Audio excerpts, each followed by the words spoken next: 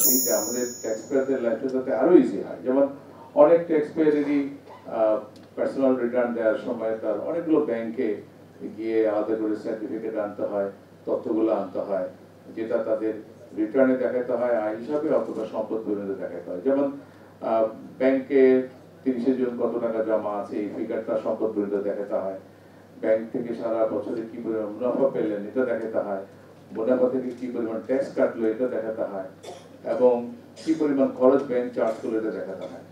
এইগুলো যাতে সহজে আমাদের ট্যাক্স পেয়াররা যখন তাদের লগ ইন করবে অটোমেটিক্যালি যেন চলে আসে, সারা দুনিয়াতে যেভাবে চলে আসে। সে কারণে আমরা একটা কোঅপারেশন করতে চাই কমার্শিয়াল ব্যাংকগুলোর সাথে, যে তাদের ডিজিটাল সিস্টেমের সাথে আমাদের এই রিটার্নের একটা কানেক্টিভিটি তৈরি হবে এপিআই দিয়ে। ট্যাক্স পেয়ার যখন লগ ইন করবে তখন ওনার ওই ফিল্ডগুলো অটো ফিল হয়ে যাবে। ব্যাপারটা এমন না যেটা আমাদের অফিসাররা কেউ দেখবে, তা কিন্তু না, এটা ট্যাক্স পেয়ারই দেখবে এবং ট্যাক্স পেয়ারেরই লগ ইন আইডিতে উনি যখন ঢুকবেন তখন পাবেন। এটা কিন্তু এমন না যে আমি ট্যাক্স পেয়ারের ব্যাংকে কি ট্রানজাকশন হলো সেটা দেখবো, না, তাও না, এবং আমাদের অফিসারদের সেখানে কোনো অ্যাক্সেস থাকবে না।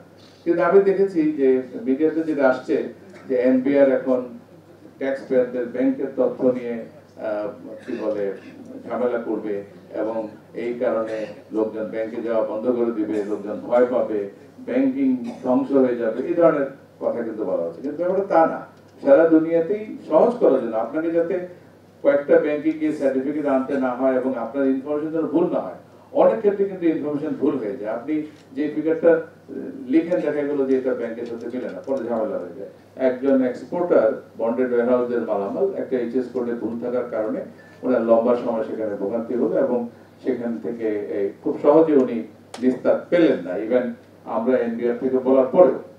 তো সেই কারণে আমরা পরবর্তী যেটা করলাম, আপনারা দেখেছেন গত পরশুদিন আমরা একটা নতুন করে একটা নির্দেশনা জারি করেছি এনবিআর থেকে, যে বন্ডেড ওয়্যারহাউসের ক্ষেত্রে যদি কোনো এইচএস কোডে ভুল থাকে অথবা বর্ণনায় ভুল থাকে অথবা তার ইউডিতে প্রবলেম থাকে, যা কিছুই থাকুক না কেন মালটা ছেড়ে দিতে হবে।